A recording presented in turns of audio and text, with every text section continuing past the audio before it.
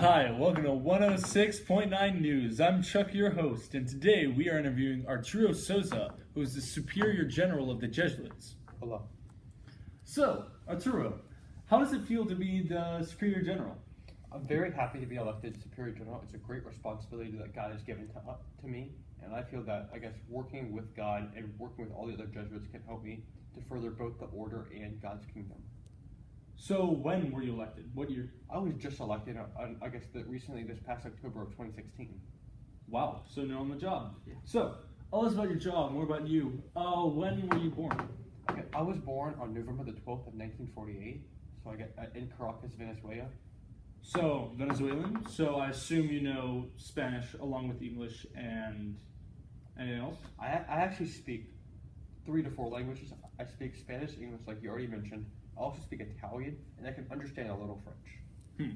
So, what is the election process for Superior General? Okay, so once we decided that we needed a new Superior General, we called a General Congression, and there was 214 electors who all gathered together, and I just got a simple majority of 107 electors.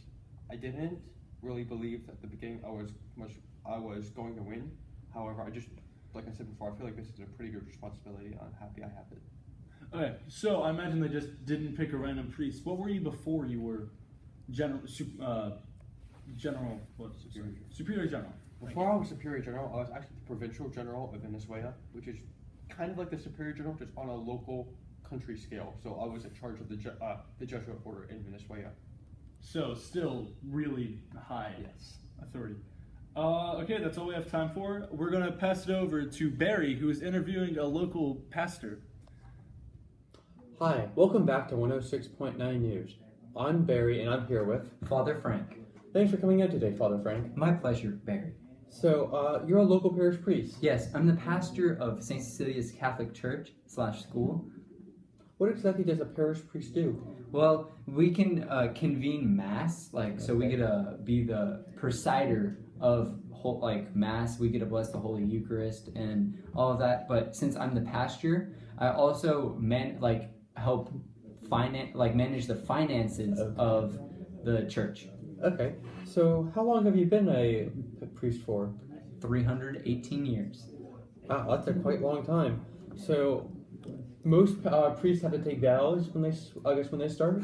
Yes, I have taken the vows of poverty, chastity, and obedience. Oh, could you explain the three of those both to me and the audience? Yes, poverty is meaning I can own little to none, and I try not to own excessive amounts of stuff.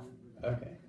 And then there's chastity, which is how married men and women take the vow of chastity. They take the vow of only having sex with their spouse. Okay. And my spouse is the church. Okay. So I'm technically married to God. Okay. And then there's obedience, which is following the rules and guidelines set to be a priest. Okay.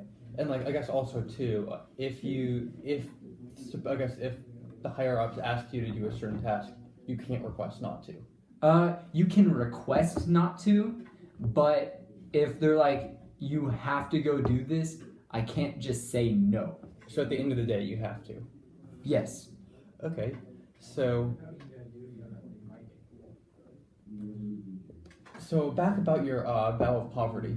If there's a large purchase that I guess the church needs to make, is there a way you could get the funds for that? Yes. Since I'm the pastor, the funds technically there's the church bank account, Yes. which pays the taxes, bills, all the bills and stuff, which gets funded from donations from our people in the church, and also the head church and the archdiocese of Galveston, Houston gives us money for that.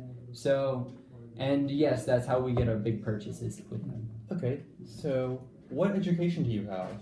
I am I went to the St. Mary's Seminary to become a priest, but then also after seminary, I went to Rome and I studied in Rome, just like Latin and all like the deeper meaning of some of the like scriptural texts. Okay. So, is there a favorite thing that you enjoy doing just as a priest? Baptisms. I love baptisms. I love taking original sin away from babies. That's great. So, how long did the process of becoming a priest take? It took me 6 years. 6 years. Which is relatively short. Yes. Because we sent a kid off through Strake Jesuit. He's in the like seminary, but his name is Colin Brown, and he's gonna be in the seminary. He's been in it 1 year now. He has to be in it 9 more years just to become a brother. All right. Last question tonight, Father Frank. Why exactly did you decide to become a priest? Well, at first I didn't know I wanted to become a priest, but then my parish priest, Father Nick, like encouraged me to the priesthood, and so I decided to become a priest. Okay, so thanks so much for coming out here. I'm pretty sure our audience agrees with me. Yeah, I'll do it anytime. I enjoy it. This is Barry for Channel 106.9 News signing out.